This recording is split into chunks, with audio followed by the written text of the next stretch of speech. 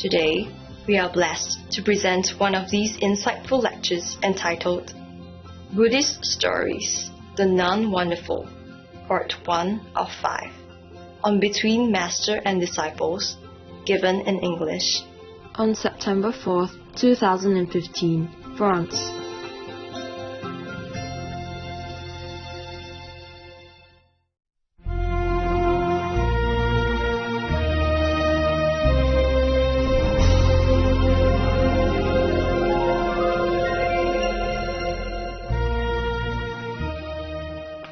Hello. Oh, no need. No need to make trouble. I got this for the video team, cutting team. Yeah, later, okay? To share, huh? That's all I have. The fruits. Yeah. I'm losing some weight, I think, or maybe the trousers too big.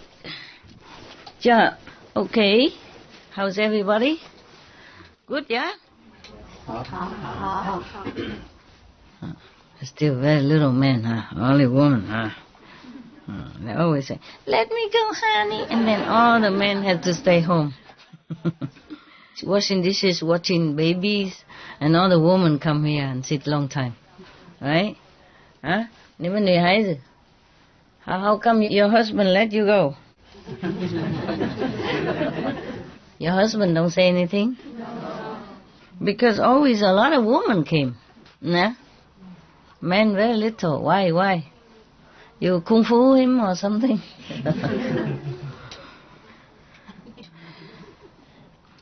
I don't have too many stories anymore from this book. We have some story about some nuns and a story about somebody who making a lot of offering and has good merit. Which one you like to hear? Story of the nun? Follow the Buddha? Or the story of another offering? Nun? Good. Let's do that. I don't have monk story for you guys today. Yeah. Okay. Yeah. Very good. Well, you like to hear monk story? Do you men? Huh? You men would like to hear monk story? Don't have. Sorry.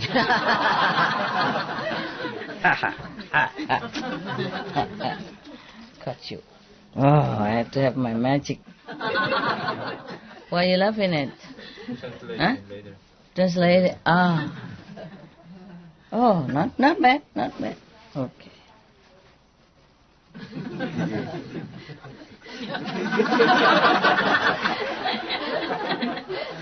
So I don't need to say anything. You just wait for translation and you laugh anyway.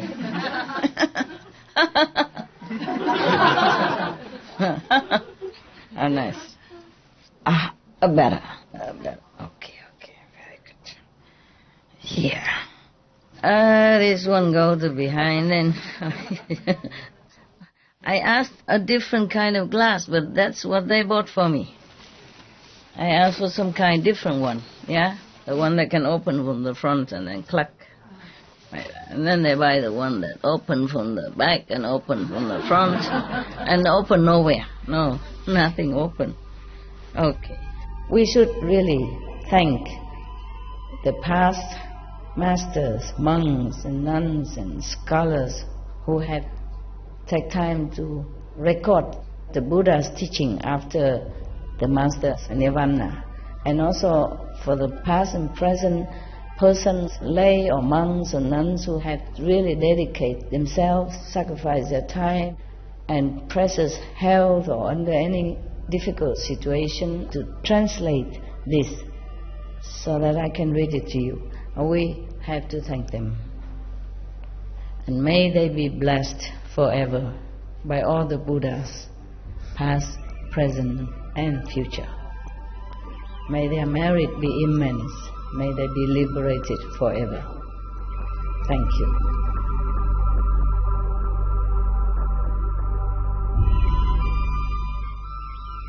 According to Buddhism, and the believer and the tradition.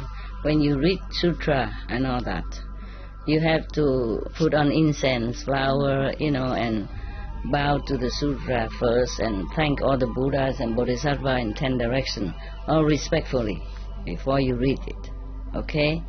And then you cover the sutra also with silk or, beautiful cloth, and I just make it more popular, more easy, simple. And I apologize to all the Buddha. I say if I done something wrong, according to the tradition, my heart is full of respect. It's just that I cannot always do that. So please, all the sin, whatever I've done wrong, is all on me. At least other people, they hear the names of the Buddha, according to the sutta, they will get benefit. Yes. Now, this is a story about a nun named CHINGHAI. CHINGHAI means very wonderful. Wonderful Bhikkshuni mean nun wonderful. Wonderful nun is her name. Her name I translate as wonderful. Okay. This is from Anand again. We have to thank the Buddha and Anand for all this beautiful story. Thus I have heard. One time the Buddha was in the country Savay at the ashram KHEO. After the king of that country died, his crown prince named like a diamond came to the throne and ruled the country. But this man is very bad. This prince is very bad. He's not as good as his father. He's very, very violent, greedy, and very, very impossible. Many times he let his elephant came out to the city outside and stamp on a lot of citizens and make them die a lot. At this time, many of the nobles and rich families' daughters, they felt very, very, very fed up and tired of this kind of treatment by the king. So many of them came to the Buddha and became nuns together. A lot of them. The citizen at that time saw that many of these girls whose family are noble and rich and, has good position and comfortable house, they all went to become nuns. Either some of them they like, or some of them they respect because of such a good family's daughters, and they forsake everything just to become a renunciate. So many citizens, they came and make offering a lot to them.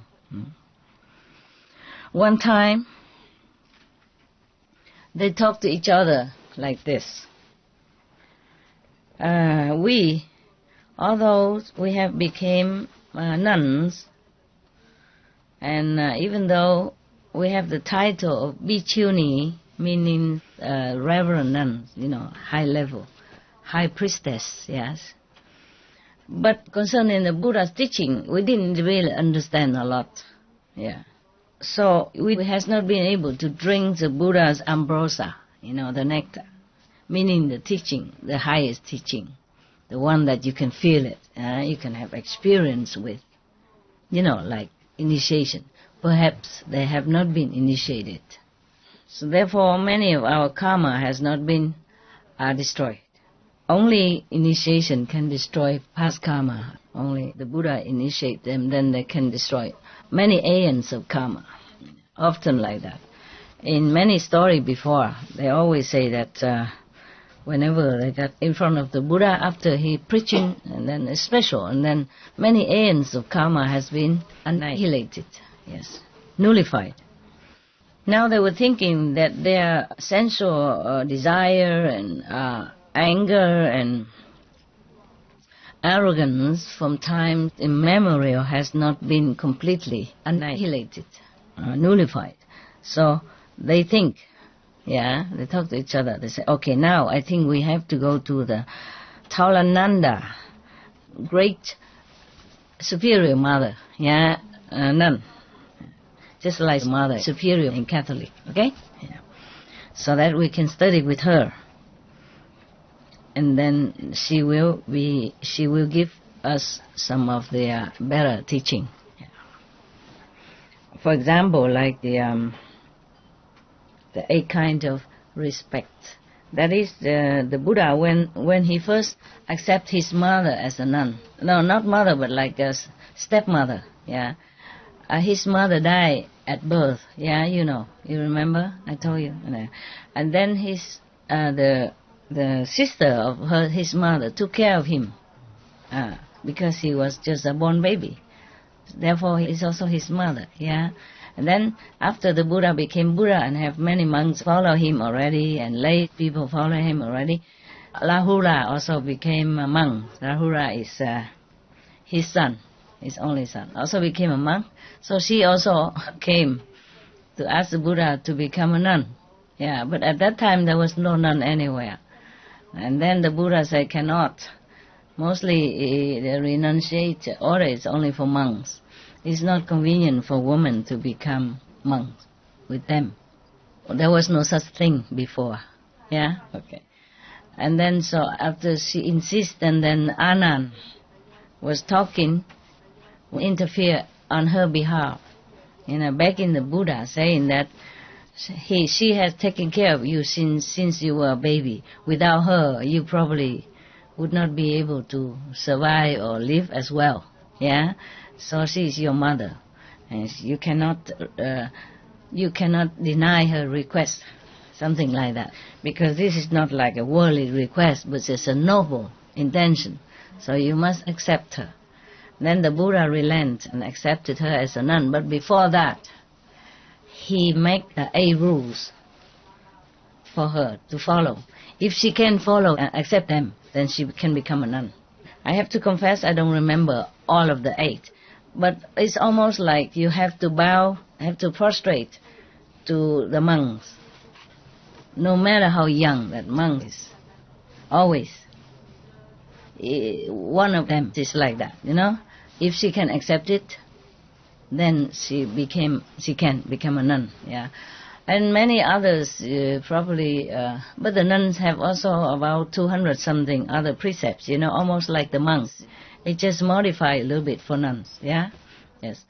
The Buddha thinks, not because he didn't want, but he was worried, number one, she is from royal household, royal blood. And she has been used to with luxurious life and have servants, always at her beck and call. And then she's always ordering, she's used to with this kind of matriarch-like life, yeah. He worries she cannot humble herself to live as a monk. A monk's life only 1 meal a day at that time, except when you're sick or something special, or when you go on different journey, then maybe you don't have food for a long time, so you can eat any other time. Otherwise, you have to eat only at noon, yeah. And then have to live ascetic life, Cannot have a high bed and a lot of beautiful clothes, anything like that. Probably one of the rules are like that, okay? Can she accept this kind of ascetic life, you see? Like living anywhere, sleeping under the tree or on the grass, on dry grass, or in the cave, with grass cover, thing like that. Above all, have to respect all the monks, regardless of age. For example, yeah, like that. If she can accept all this, then she can be nun. She accepted everything. Obedience to monks as well, because the Buddha warrior also, she come here and, I'm the mother of the Buddha and I'm the queen, you know what I mean? Then all the monks have to respect her and all that stuff, yeah? And she might order the monks to do things for her just like in the palace. And then what to do, you see? So the Buddha has to make the rules like that. She accepted everything. And she lived also an ascetic life like everyone else. Then it was okay. After that, she became a nun, and she's the first one in his order. After a while, there are more. There are more. Yes. Now we come back to these nobles' families' daughters. There were about 500 people, 500 daughters of good families have become renunciate. But at that time, maybe they just became renunciate by themselves. They did not even come to the Buddha yet. So this time, they think they should go to one of the Buddha's nun disciple, to learn things from her. Because when any nuns came in, the Buddha will refer them to the nuns to teach them. The Buddha will not teach them directly himself. Yes, he might give initiation and all that, but they don't live together with the monks. Okay, they live separately, and he asked one of his eldest nun or his stepmother to teach them every necessary rules and precept and all that. So right now they think they have not. These are 500 daughters of good household. They didn't think they have enough precepts or ideas about the Buddha's teaching or anything. Therefore, they think they should go to study with this nun. Okay. So now, they all came to see this elderly nun, the Mother Superior, we can call that. And they prostrated in front of her and requested, saying, respected Reverend Mother, we younger children, do not know what kind of merit we have in the past life, that in this lifetime we even have a fortune to know about the Buddha, and then can become even renunciate, and even became high priest, high nuns. But even though we have become a high priestess, we have not really understood a lot about Buddha's teaching. So today, all of us, 500 young nuns, children, come here, begging you to be merciful and give us some teaching, so that we can gain more merit, and receive the blessing from the Buddhas and from you.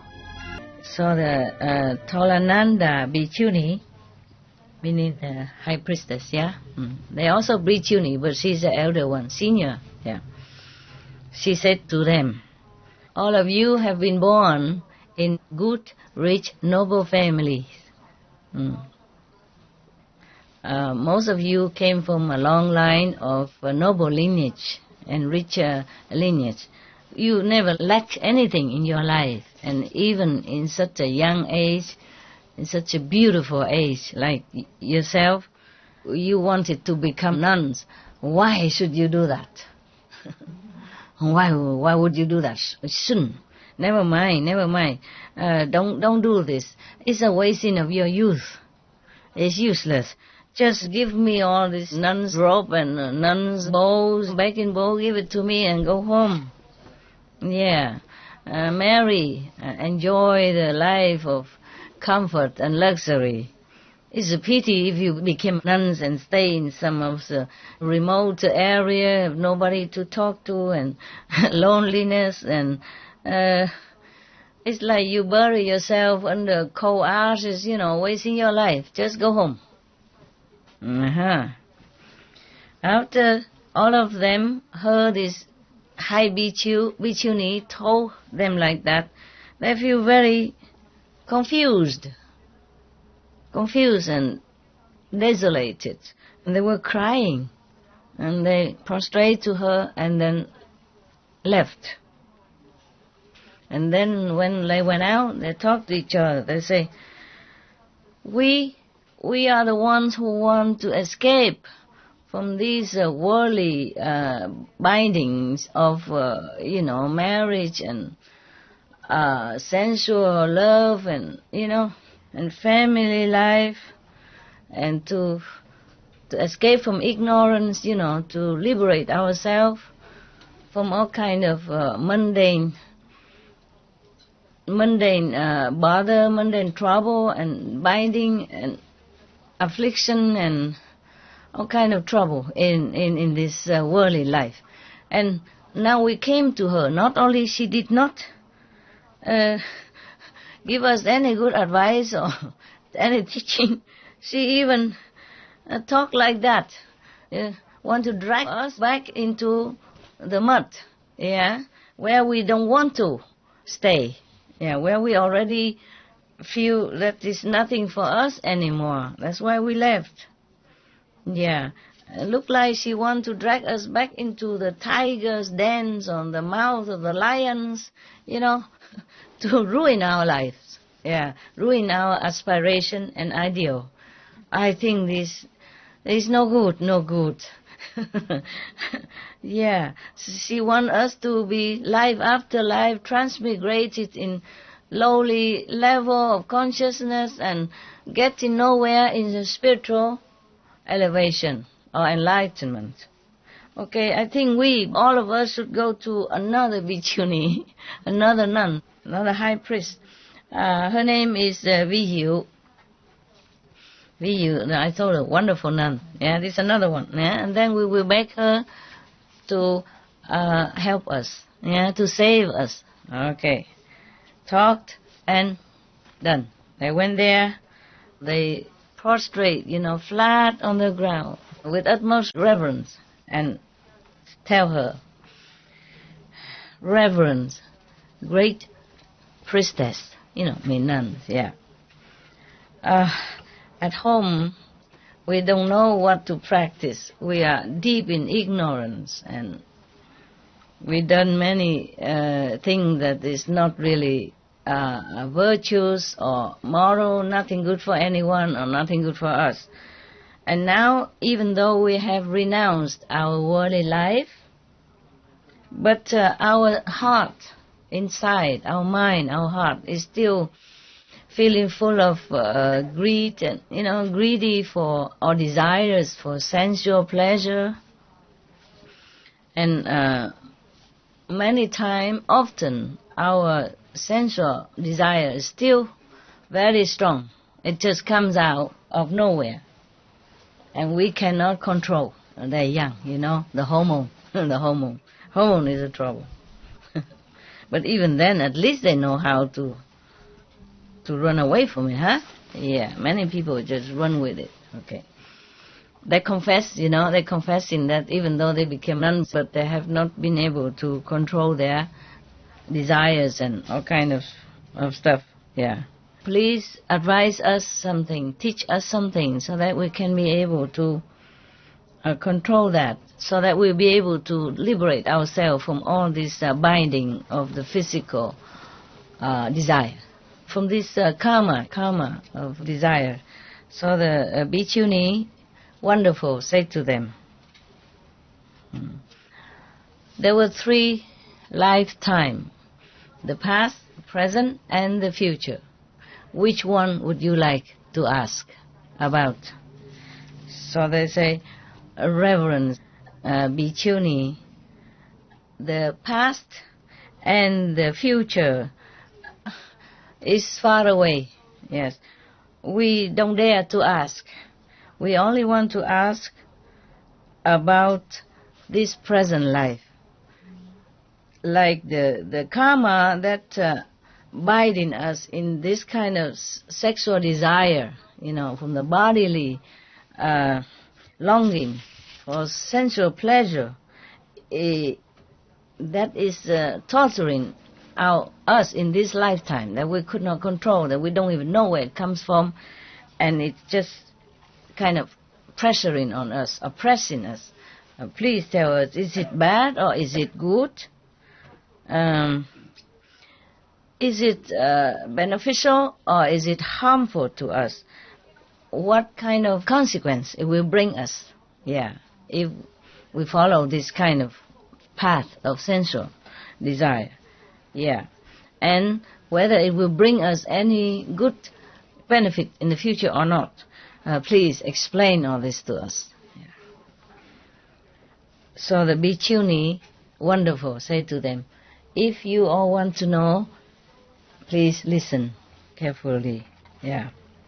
And they say, yes, yes, yes, Reverence Bhikshuni, we will pay all attention to your advice. So the Bhikshuni said, all of you should know all the things that exist, either in heaven or in earth, everything has form, either invisible form or visible form. The heavenly being, they have form, but for us we don't see, but they still have form. Yeah. So anything that has form and life, it is born out of sensual desire, yeah, and sensual pleasure. Yeah.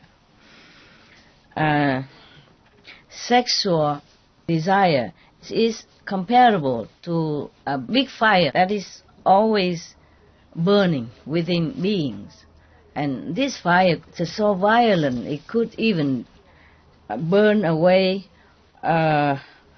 forests and trees and grasses and even stones and even the whole immense universe. Whew, incredible. I never heard anyone say such like that. Anyone who has been captured tightly within this sexual desire is as if the enemy is already in your house. They're going to destroy your house, destroy your life. And this person, if indulging and following that desire, will definitely be, not will be born, but exiled into these three wicked paths. Is very doesn't know when they can escape. There is no time that they can escape. No schedule time that they can escape. These are three bad paths, the three evil paths are, you remember what? The hell and the ghost and also animals. It's very difficult for them to be born as human even, unless they are good, even their family, but they practice, they keep the 5 precepts or the 10 good ways. Yeah? Yeah. So now, anyone who are attached to their house, their possession, their family, it's because they love this kind of unified gathering. Yeah. And, happiness with the unified gathering. And because of this, their life will be given in to being born again and getting old, getting sick, and then die in this kind of circle. They will not get out of that circle. And then they will have to also suffer separation, either through life or through death. And sometimes in the middle of their love, on the peak of their love life, they have to separate because of something happened in life or something happened that they die. One of them die. All kind of very suffering, pain, mental, emotional, physical.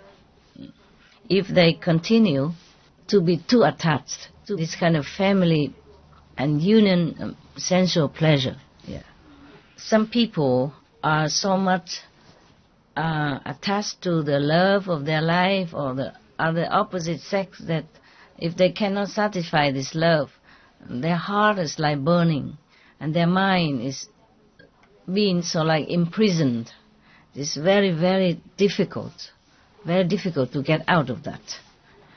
Like love sick, Yeah, as if somebody binding their mind and tightening their heart and breaking their feeling and all kind of suffering. I myself, the nun, wonderful. She's talking about her life now. Yeah.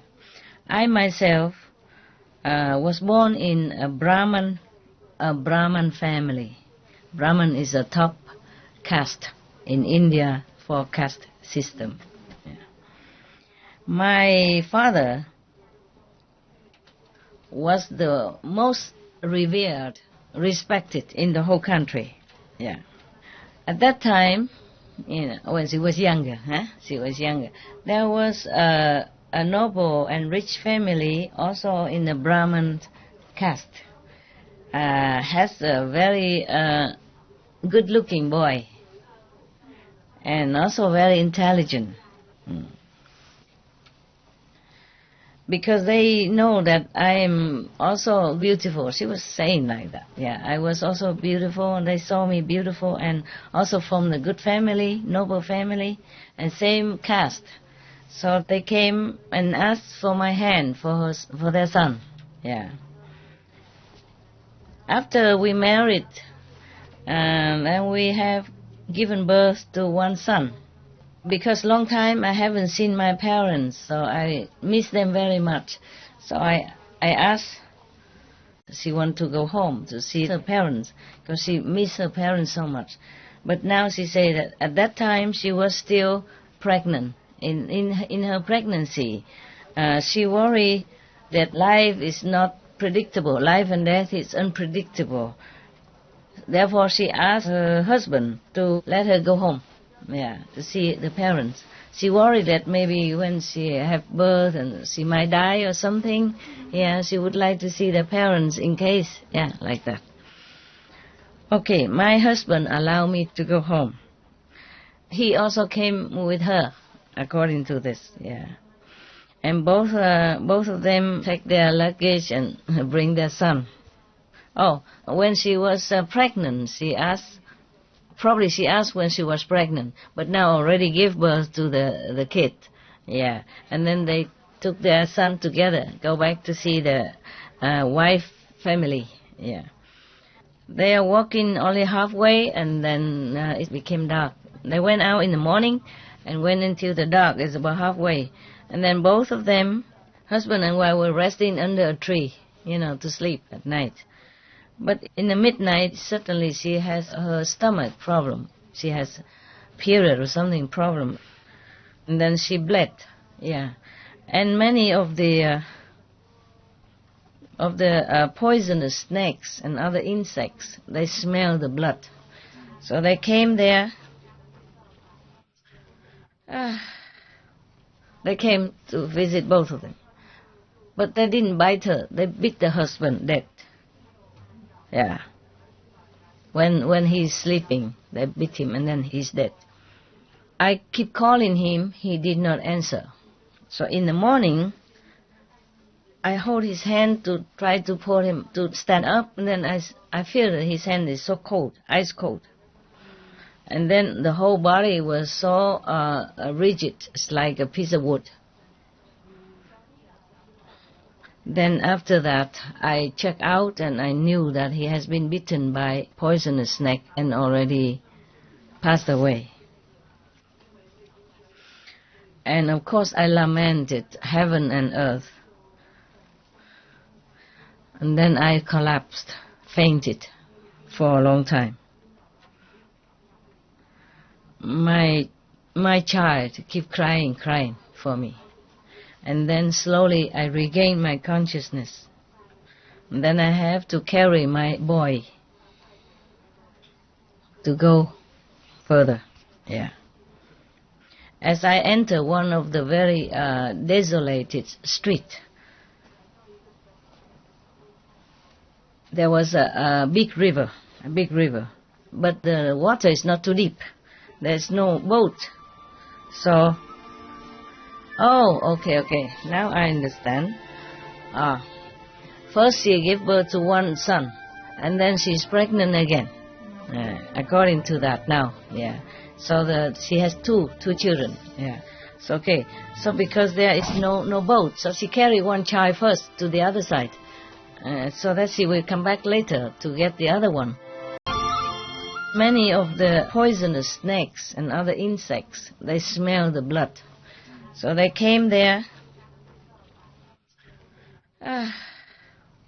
They came to visit both of them. But they didn't bite her. They beat the husband dead. Yeah. When he's sleeping, they beat him and then he's dead. I keep calling him, he did not answer. So in the morning, I hold his hand to try to pull him to stand up, and then I feel that his hand is so cold, ice cold. And then the whole body was so rigid, it's like a piece of wood. Then after that, I checked out and I knew that he has been bitten by poisonous snake and already passed away. And of course I lamented heaven and earth. And then I collapsed, fainted for a long time. My child kept crying for me. And then slowly I regained my consciousness. And then I have to carry my boy to go further. Yeah. As I enter one of the very desolated streets, there was a big river, but the water is not too deep. There's no boat.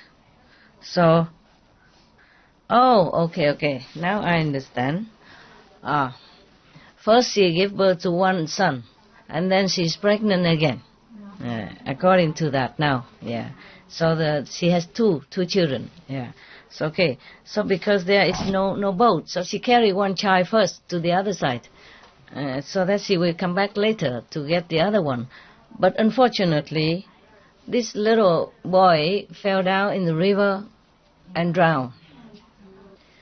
And then I could not find my child, yeah. And when I returned to the other child, unfortunately the tiger already took him.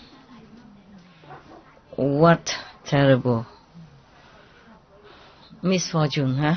Husband died, and then one child died, and then another child drowned. This is terrible life. But it could happen. It could happen to anybody. Today I watched the terrible news about refugees, particularly from Syria. There's one family, the husband went out to another country to become refugee, wanting to make a better life for his family at home. But then, I don't know, his family somehow died at sea. Their bodies are washed to the shore. One baby, one little boy, 3 years old, his brother and the mother. And the husband has to go back to the city where they wanted to flee in order to bury 3 of them. And many refugees are, streaming into Europe right now. Many European countries are trying to cope with it. And they even walk. The police tried to stop them and put them in I don't know why they stopped them. They were staying together in the train station. No food, no water, nothing. Just rely on some people, private, come and give them something. Then the police don't let them board the train to go to Austria or Germany. They want to go to Germany. They think German people will welcome them better. But the train will stop going. They don't let the train go. I don't know, for some reason. So they climb the barrier, that the police set up. They climb up with children and babies. They climb up and they go in on the highway. They're walking to Austria border. From Hungary to Austria border is about 150 kilometers, more or less, yeah, or more. They're walking with nothing. Just some clothes on their backs, and children or people, whoever they can, they walk. It's terrible. I have asked to send some donation to some of the refugee center wherever they accept our donation. So I tell them to send to some refugee camp if they can. Because we cannot always go into the camp ourselves, but we can send through other organization who's already there. Sometimes some government don't allow everybody to come in the camp. Just some already stay there, and we go through them. So now, when I went to the other side, the tigers already took my other son away. I only saw some drop of blood on the ground. I was beyond suffering, beyond pain, beyond sorrow. So I fainted for a long time. collapsed on the ground. Long time, and then I woke up. I became absolutely alone, lonely and confused, and lost all kind of orientation and thinking. I'm just walking, like a body without soul. Walking. I didn't even know where I was walking, where I was going. And then, after a few miles, I met one of my father's friends. Very good friend of my father. And he asked me, "Where have you been? How come you look so tattered and dirty and, unkempt like this?" So I told him everything, the story of my misfortune. I said that yesterday I and my husband want to visit my parents. And then my husband was bitten dead by the snakes. And then this morning I lost both of the children. One is drowned in the river. The other one is been eaten by tiger. I have no way to tell you my pain. "Oh, really, my God," he said. The best friend of my father's. "Oh, really? How pitiful. Yesterday your house was in a fire accident. All of your family, your parents, your siblings, they're all being burned to death. There is nothing that can be more painful for you. Nothing really can be more painful for you." He was showing all his sympathy. After I heard that, as if a thunder, as if the distant thunders right next to my ears, I fainted again, collapsed on the ground for a long time. And then I keep lamenting and crying and lamenting and crying. The man, feeling so sorry for me, he took me home and took care of me like his own daughter. After a while, my suffering pain gradually decreased. In that vicinity, there was a man, also from Brahman family. He saw I'm beautiful and asked somebody come to ask for my hand for him. Người mối mai là gì đó thì tiếng Anh nói gì hả? The matchmaker. He asked the matchmaker, thank you, to come and ask for my hand. Okay, then I was also lonely and thinking this man also very good, from good family, and he looked good, so okay, I agree to marry. I closed my eyes and let fate decide it this time. And I just trying to see how my fate will fare this time. Okay. And then I was pregnant. At that time it's labor time, the time of birth. In the middle of the night, I gave birth. And then at that time my husband went out after drinking and eating, or maybe playing cards somewhere, playing games somewhere, come back. And he knocking at the door. Because at that time I was in labor. I was giving birth at that time and painful. At that time the birth, just occurred. I could not get out to open the door on time. He was very angry, broke the door, came in, and beat me up non-stop. I was praying and begging to him and say, "Husband, dear husband, I was having pain because of labor. I want to give birth. It's not like I am lazy or not respecting you. Please." She was thinking, what kind of unlucky life I have, that I have to meet this kind of violent and immoral and wicked person. So the next morning, I left home. I went to the country called Balanai. I was sitting outside the city wall, and there was one man there, one of the son of a noble family. His wife just died. Yeah. Every day he went out to visit the wife's tomb. He saw me crying, so he came and asked me, "Where did you come from? Why are you sitting here alone and so sad?"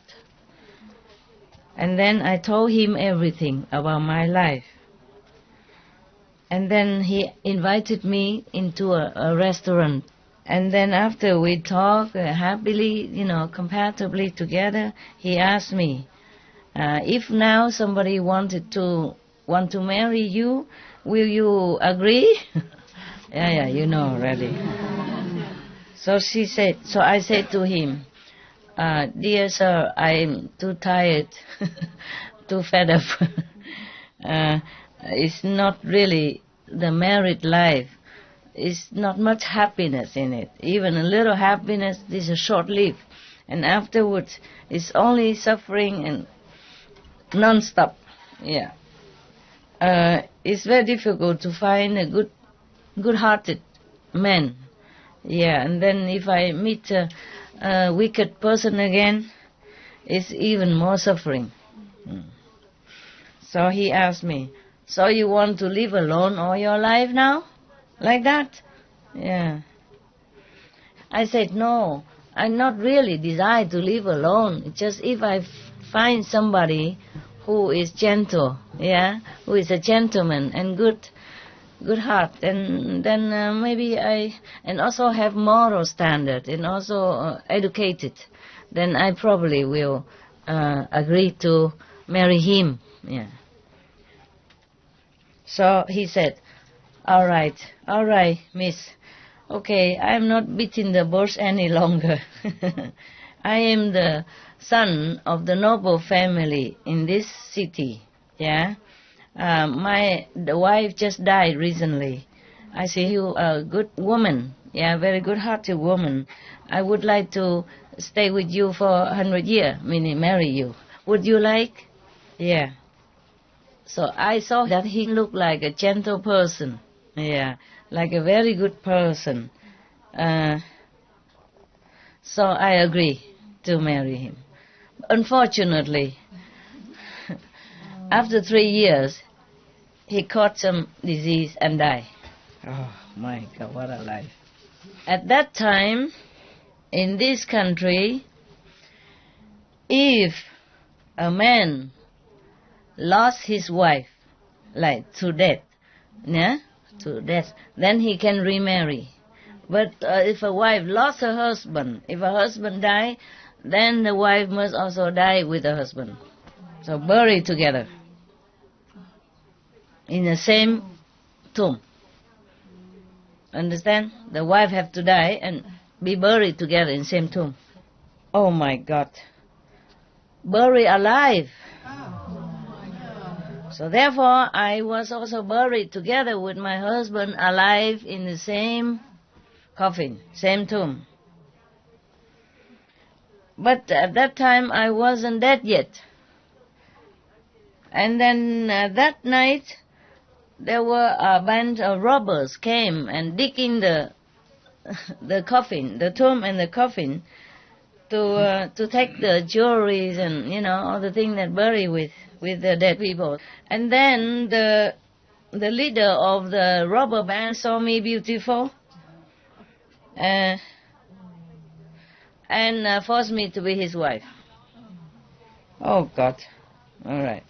This robber leader, not long after, the government caught him and chopped his head. And of course, the subordinate, of the band, caught her and also buried together with the leader husband. Again, yeah. 3 days after, many tigers came because of the chopped head, there's a smell of the blood still there. So some of the tigers I explained it. They didn't explain it here, but I just tell you why. They came and dig out the tomb and tried to eat the flesh. Yeah. And they wanted to eat them, or eat her also. But then suddenly already is a daytime. And many people come walking by to go to the market. So they scare. A lot of people, so they scare, they run away. Therefore, I tried to dig the earth and get out. I did get out. But I sat there next to the tomb and cried again. My God, what a life, huh? Okay. She was crying to herself, thinking, I don't know what kind of terrible deeds I have done in the former life. That in this lifetime I had to encounter so many disaster, pain, sorrow, and suffering, thirst. Yeah. How many times I almost die and live again and come back and to life and die again and come back to life again. How terrible. And I observed that properly, hundreds, thousands, or millions other same female sex like me, also married, and I think this is all like a yoke, on the female's life, like imprisonment. Yeah. Is only slavery, yeah, and making your life more and more ignorant and suffering. Because we don't know a better life, we don't recognize a more noble way of life, a better path to go. We do not know how to step up onto the true path to liberation, and the true path to know the reality, yeah, another higher than this physical life. Therefore, I tried to dig the earth and get out. I did get out. But I sat there next to the tomb and cried again. My God, what a life, huh? Okay. She was crying to herself, thinking, I don't know what kind of terrible deeds I have done in the former life. That in this lifetime I had to encounter so many disasters, pain, sorrow, and suffering, thirst.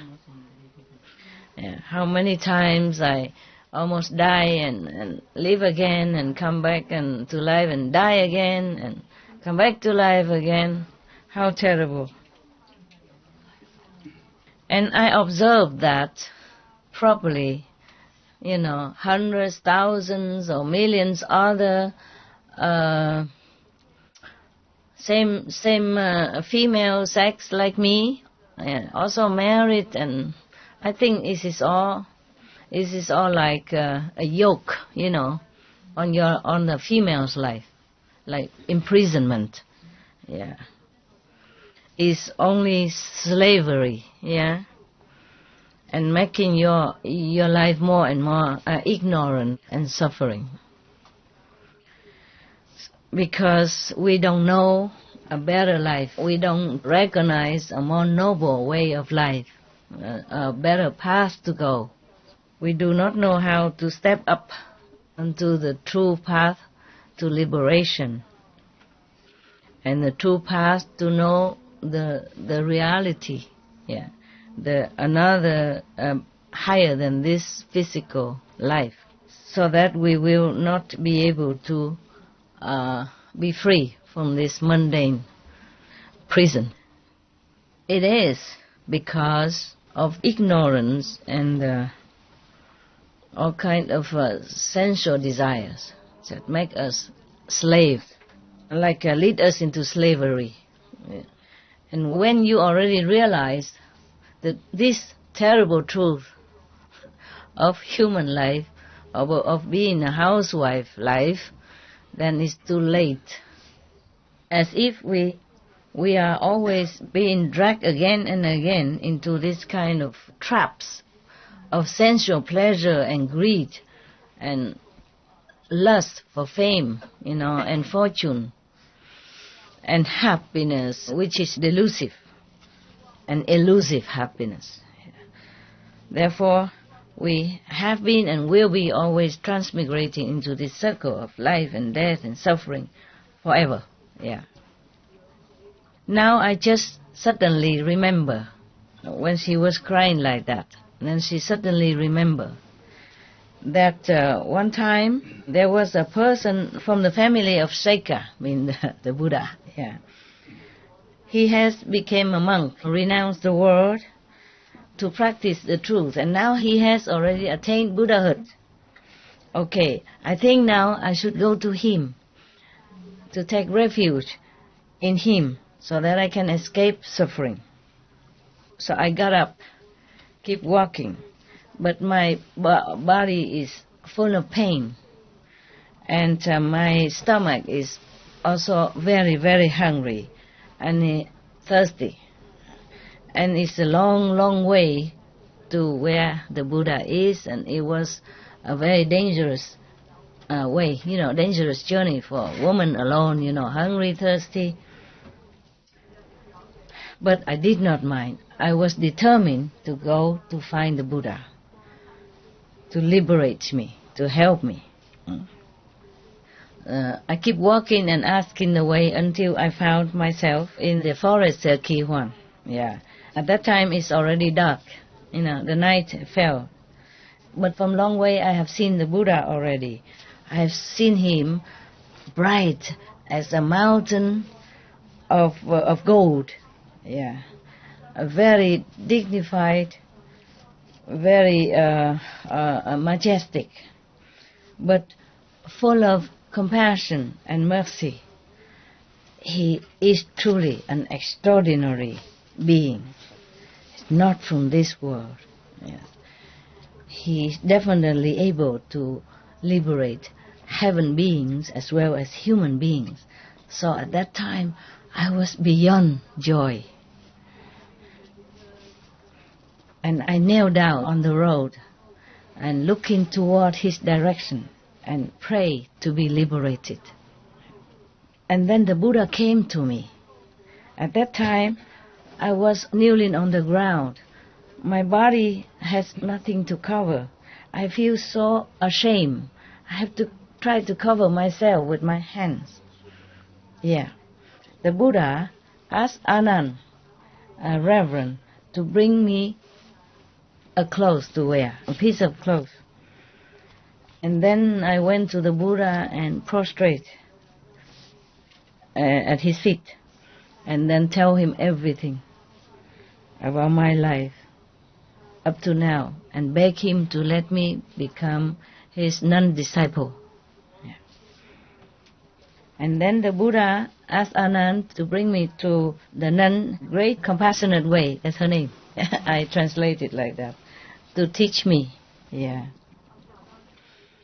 And then she give me the bhikkhuni, the nun's precepts, yeah, and make me become a priestess. And then she teach me the Four Noble Truths, yeah, how to escape suffering and birth and death, transmigration and all that. Yes. I was very diligent in my practice and keeping my precepts as a nun. Not very long, I truly understood, truly realized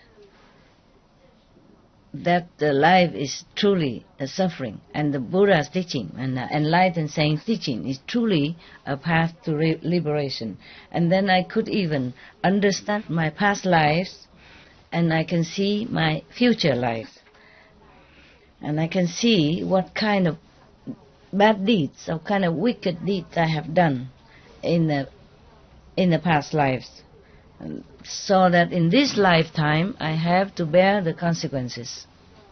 So some of the new nuns asked the bhikkhuni, wonderful, Reverend Mother, in the past life, what kind of sin did you commit so that in this lifetime you suffer so much? Please, can you tell us so that we can learn something? So I say, yes, I will tell you. pay attention. And they say, yes, we will. Long life ago, long time ago. At that time, many lifetime ago, long time ago in the past. At that time, there was a noble, rich family, has no children with the first wife. So he married a concubine, the second wife. Yeah. And this concubine, this wife is very beautiful. The second wife is very beautiful. So he really favored her very much. She's his favorite. Yeah. And both of them are loving each other passionately. Life is good. Love is great. Yeah. Not long ago, she gave birth to a son even. Oh, God, it's even more favorite. You must know, you should know in the old time, even now, giving birth to a son. For example, even now in China, give birth to a son means good. Give birth to a woman, no. We are still second-class citizen, okay? Because men can carry the family's tradition and business and name, you see? So that means the family name will live longer, continue. But the woman born have to be married far away from home and take the name of the husband. And whatever children born, it will be the name of the stranger over there. Understand? Nothing to do with wife family anymore. For example, like that. Yeah. Therefore, since then, he even loved her more and more and more, you know. Anything she wants is immediately she gets. Yeah, like that. And then the first wife was thinking to herself,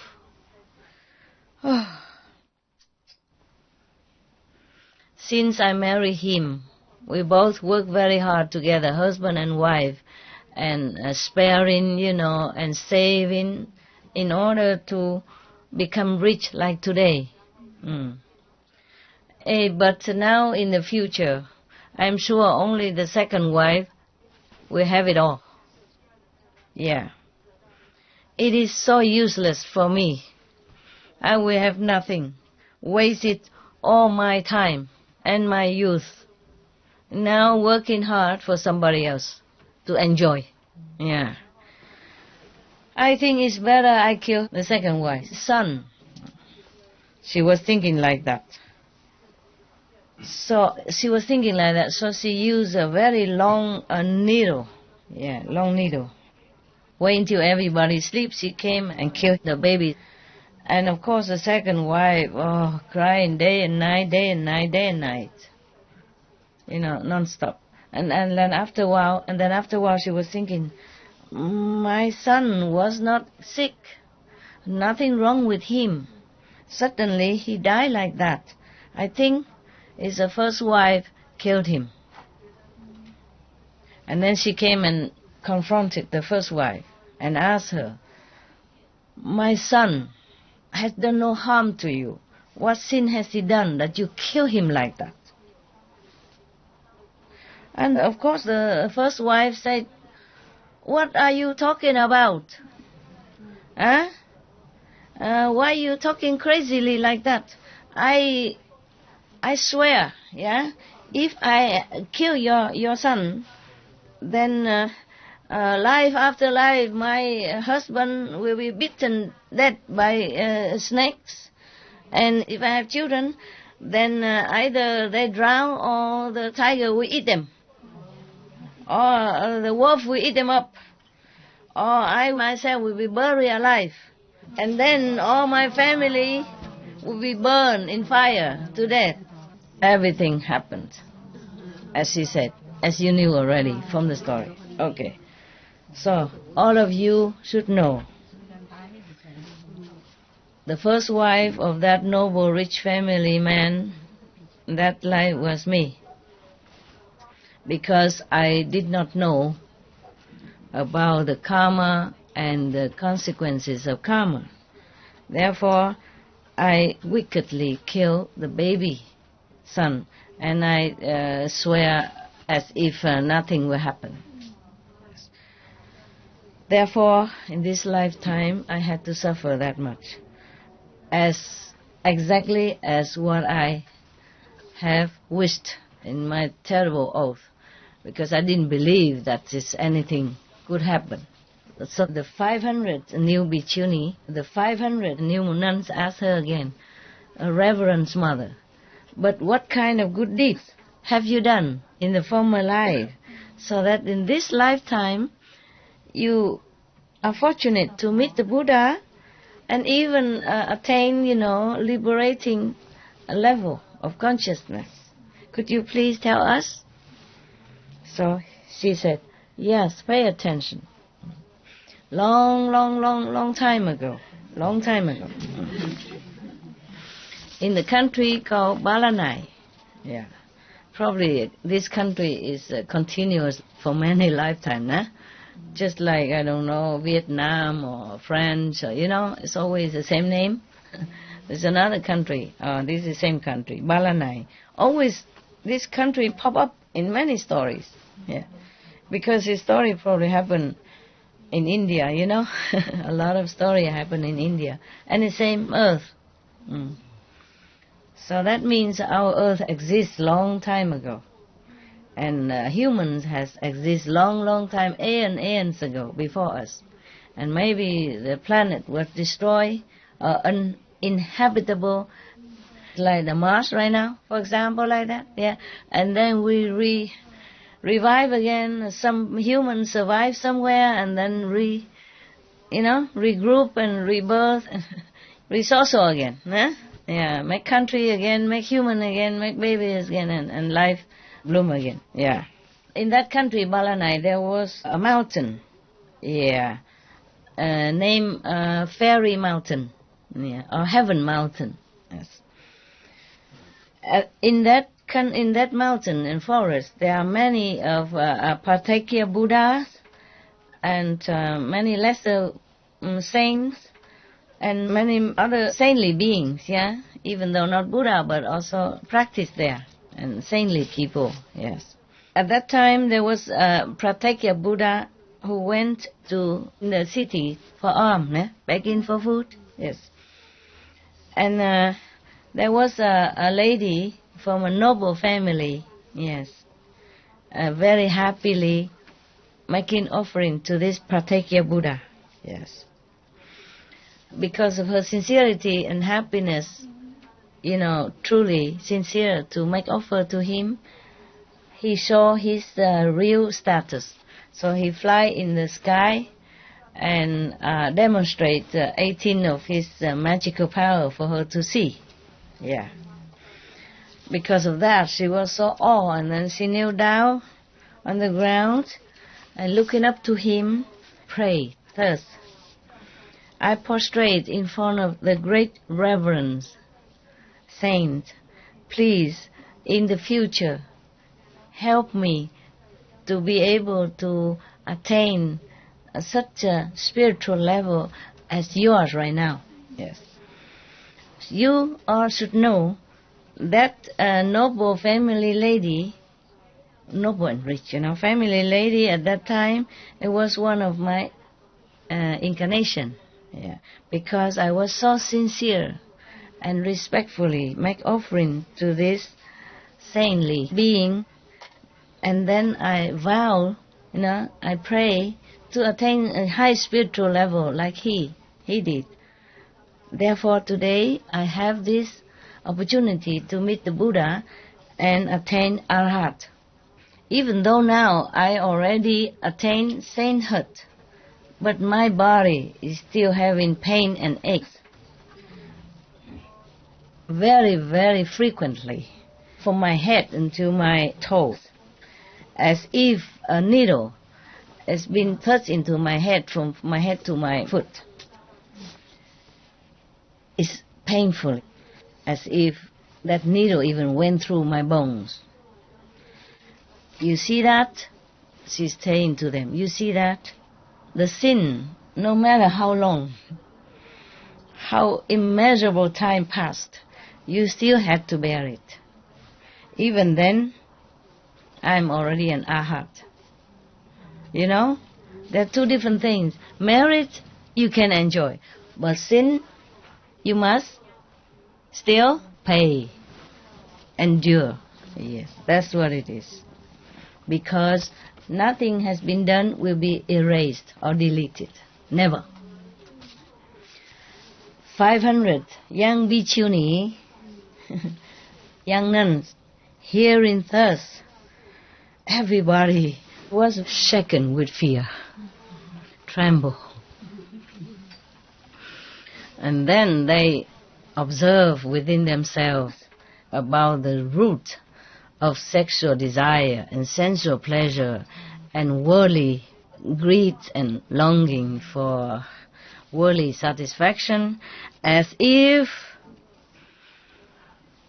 it's a big bonfire.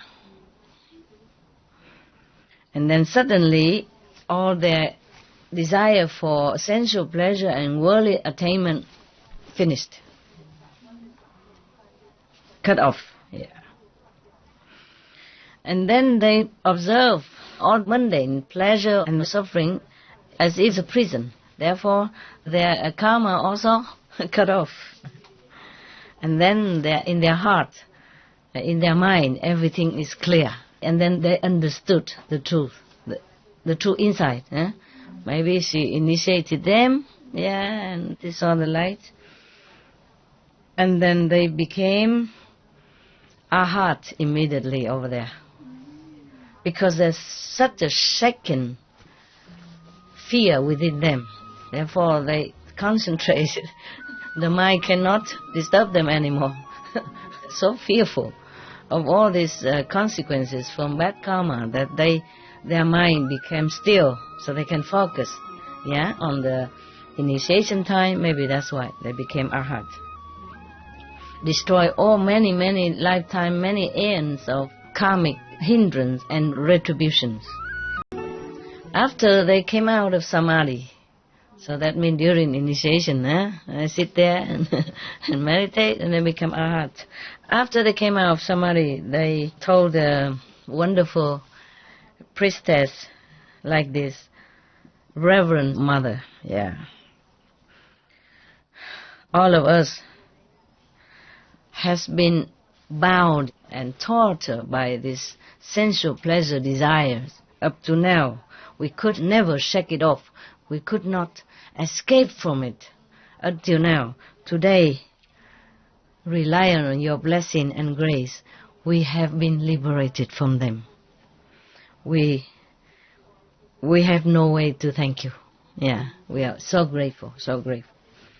After the Buddha knew that, the Buddha was very happy. The Buddha right now, of course he knew anyway, so he praised the wonderful nun like this. Excellent, precious. The nun, wonderful, could preach in such a way as to benefit herself and then benefit others. You are truly the disciples of the 3 times Buddha, meaning the past Buddha, the present Buddha, and the future Buddha. That's a high praise, very high praise, And then all these 500 nuns, new nuns, as well as all the assembly, bowed and went home. Not went home, but just, retreat. Probably they will stay with the nun, and everybody else went home. Okay? All right then, the story finished. We thank the Buddha, We should really thank the past masters, monks and nuns and scholars who had take time to record the Buddha's teaching after the master's nirvana, and also for the past and present persons, lay or monks or nuns who have really dedicated themselves, sacrificed their time and precious health or under any difficult situation to translate this so that I can read it to you. And we have to thank them. And may they be blessed forever by all the Buddhas, past, present and future. May their merit be immense. May they be liberated forever. Thank you. Wow. What a story, huh? You guys okay? Shaking with fear or not? Yes, huh? In the heart, huh? Feel shaky, huh? Yeah. Who wouldn't, huh? Yeah. Even many eons passed, many lifetime passed already. Just one time, kill one baby. Became a heart already. All repentant, remorse. Suffer so much already. Still had to bear that consequence. Nothing we can escape. Free. Therefore, really, karma really exists. Yes. Even become a heart. Yeah. Some karma will be destroyed, but some will remain, so that you can continue to live on. For example, we make many bad things. We did many sins in many uncountable lifetimes. In this lifetime, come back, be reborn as human. Suffer some, but some are still in store waiting. Okay? Because in one lifetime, you cannot suffer much more than like the nun had done. You see, there is a time span for everything. So in one lifetime is short. So you will be allotted how much karma for one lifetime. Then suppose you come back again, then there is a next stored karma will come for you. Without karma, you cannot exist here. You're probably in heaven, okay? Or in hell, somewhere else. A different karma then. Huh? Therefore, the nun, luckily she came and took refuge in the Buddha, and she became arhat. And at the time that the Buddha accepted her and initiated her, he will destroy all the stored karma. Understand? So that she will not be born again to suffer any. Yeah. But even then, the fixed karma for this lifetime, she had to bear, even after become arhat already, because that's her fixed karma. Without this karma, she cannot live here. All of us, same, okay? Yeah. Except the master, who has to borrow karma from everybody. Not borrow, but have to bear everybody else's bad karma. Therefore, the master will not suffer any karma. Because all done, you know. The Buddha already had no more karma. Yeah. But he still had to suffer here and there because of bad karma of disciple. Yeah, all right. Okay then, huh? Good. Yeah. I don't know what kind of karma that I have. My knees are painful. Yeah. It's old age karma. Okay. Get up, go walking. All right, huh? Any question concerning story, karma, merit, good deed, bad deed? No? No. We are going to cover the balcony. Yeah, I told them to cover, so at night you're warmer. Is it very cold at night? If you have no question, I have question. You cold? At night? Not yet? Well, thank God the weather is still good, huh? Will you feel pain or anything because of coldness? Nothing? Yes? No? Okay. It's good. It's good. It's good.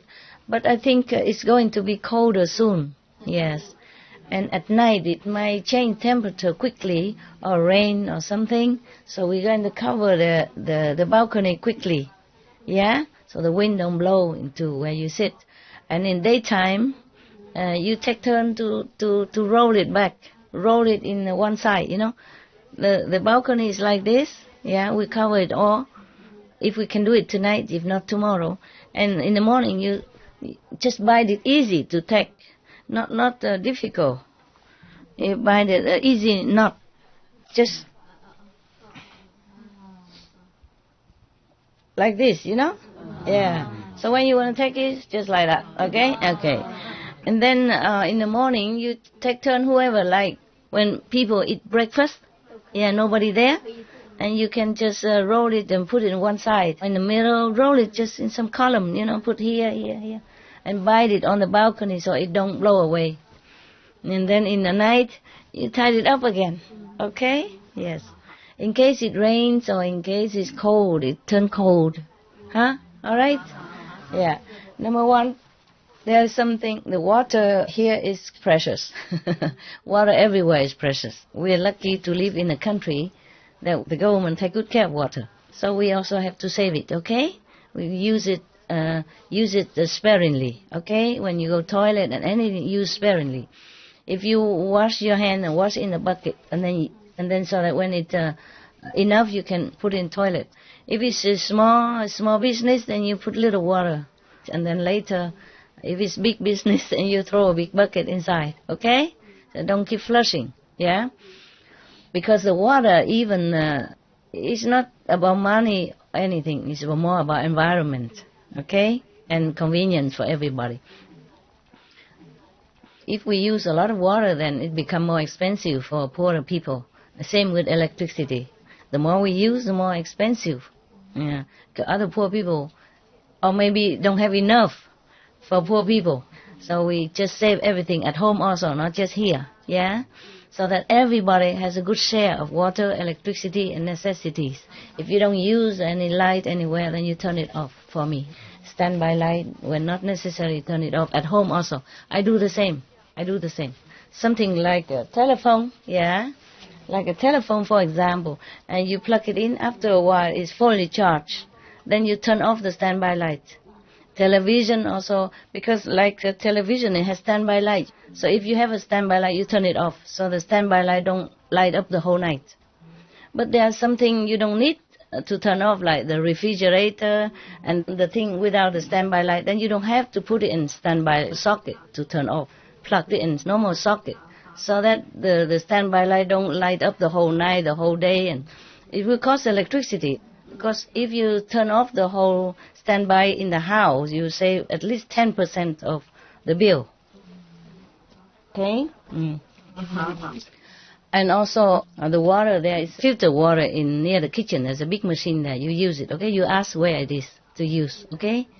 You don't just drink straight from the tap. Even though the water in here is very good. But just to be sure, okay? Drink filter water or drink the cooked tea. Filter water and cooked tea, okay? If you want to drink water, just cook the water. There are some kettle there for you to boil the water to cook, okay? And you just boil enough for use only, okay? And other people will also boil the same. Otherwise, they come, they don't know that you boil water already. They think it's not boiled, so they boil again. The next person boil again and again. We have to use the pump, different pumps to pump water from the city here. So we have to pump the water here. And a lot of people use every day, all the time. So the pump go kaput so quickly. Like these 2-3 days, we have to keep repairing it. Oh, and now buy new one. But even then, a new one, we also need to take care, so don't have to waste a lot of water. Because the more we use water, the more the pump has to work. The more the pump has to work, the more we have to repair or renew the pump. Even we put in a new pump, have to take care. We can do it. We can buy the pumps forever. But the more we save, the better the pump will work longer. The pump will work longer. Your brother and sister who take care of the water and electricity doesn't have to work harder. They came here to meditate. So the less they work, the more they can meditate. Do you understand the consequence of everything, the karma, yeah? In this lifetime, yes? Okay? So have mercy on your brothers who take care of water. Use sparingly. Save as much water as you can. I'm not restricting you. I'm just talking logic, okay? All right? Yeah. They're very good, efficient. They're willing to work. But we must save it so they don't have to work too hard. So they have more time to meditate and enjoy their retreat like everybody else. Do you understand now? Yes. It's not just about money. Time is about everything, okay? Yeah, we must know that. And at home also consider that, okay? Because also the more we use water, the more the government has to work on water. Because the water don't come straight to us from the river or lake. They have to treat the water with some chemical, Okay? Have to have people to take care of water, protect the water, test the water every day for us, and use machine and all that to pump water in all directions. So if we use less, then they have to take care less, and they use less chemical, less treatment. So everything connected with each other. Even if we can afford it. I can afford it. It's just we must be careful about how we use everything on this planet. Yeah? It's a common property, even though you pay for it. But water belongs to common property, belongs to everybody on this planet. Actually, it's like that. Just unfortunately, our world has not organized enough so that everybody has a good share of water. And because of water, many wars broke out, you know. Yeah, they sometimes they warring with each other because they want to get the position where the water is. Yeah? And because not enough water, people have to go far away or have to fight for water as well. It's very important to have water, that's why. You see, I hope in the future that many governments, leaders will sit together and plan the way how to distribute more water for different areas. You know, many people, many children have to drink unclean water or poison water because they have no choice. So here we have fortune to drink good water. Yes, we should be, treasuring it and, taking care of it as much as we can. Okay? That's all. Okay? Right. Water, electricity is a fortune for us that we have. Many countries, many areas don't have electricity, don't have water. Remember that, okay? And even many refugee camps, they're short of water, short of many things. We are very fortunate. So we try to treasure and take care, okay, huh?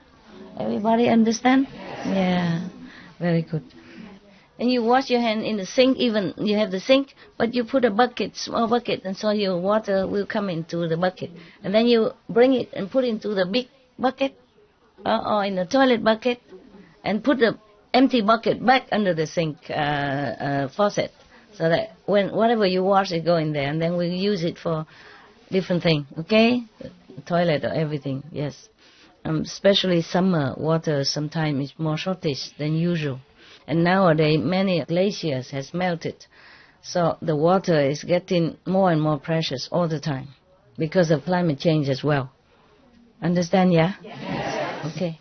All right then. I wish you a good meditation night and a good rest. Yeah? Okay? I also will come in and I'll meditate with you, and then I have to come out, take care of other business and take care of my dogs and my family. I'm responsible for them. Now they're older and not well, I have to take care also. But luckily I have some people also take care of the dogs. Otherwise I have no time to sit here with you. They're older, they need medicaments, they need feeding, they need taking care, go in and out, all that, cleaning. And so I'm also grateful that somebody taking care. Okay? Yes, but even then I have other work to do. Many work.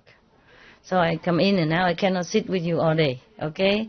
I come sit whenever I can. I sit most of the time with you, many times, right? I come in and I sit, and then after a while I had to go do something. So you enjoy, okay? I saw many of you enjoy. Really was in Samadhi.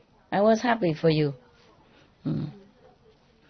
And if somebody come around and touch your head, it could be me only. Nobody else dare do it. So don't try to beat me or or hit me or kick me, okay? I'm fragile, all right?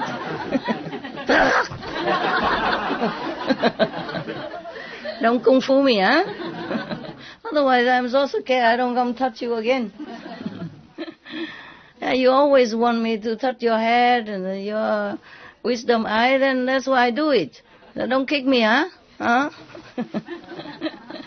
I always try to be gentle, but I'm very gentle already. First I touch a little of the hair, and then I go down to the wisdom eye, but somebody still kung fu me. Okay, it's okay. Huh? You're welcome. Okay, take care of each other, huh? The one who came earlier, they teach the new one how to to go around, okay? All right. And don't try to stare at me whenever I go out. Be natural, okay? I know you like to see me, but I'm very uncomfortable. I always try to talk to somebody, and then somebody else want to jump in because I'm talking to that guy, so he also want to talk. I'm talking about work. Yeah, and if you interrupt, I might forget what I was saying. Okay? Or the person might not understand what I was saying, and then you'll be in trouble. Understand? Whatever I do here, I talk here, it's just for everybody, okay? Don't think I have any private conversation, nothing. Don't try to come in and have a look or stare at me. Very uncomfortable. Understand? Yeah.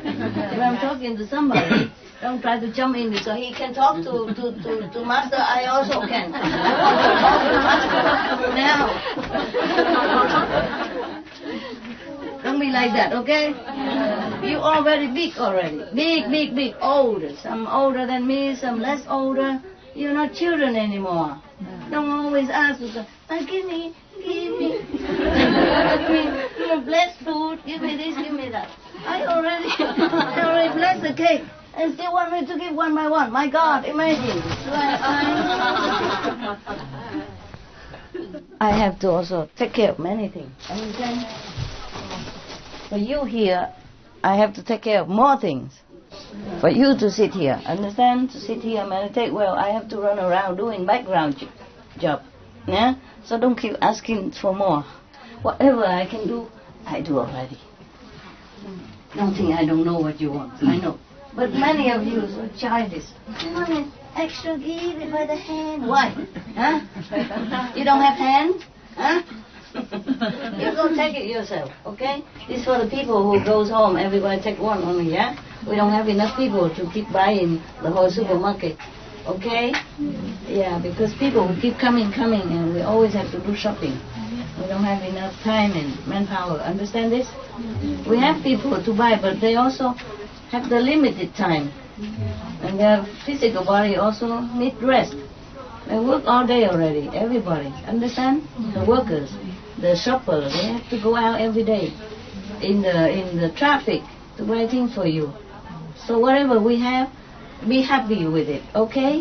Don't ask for more, okay? They work very hard. Every day have to go out, do shopping for you, for us. You have to be thankful for whatever we have. Okay, huh?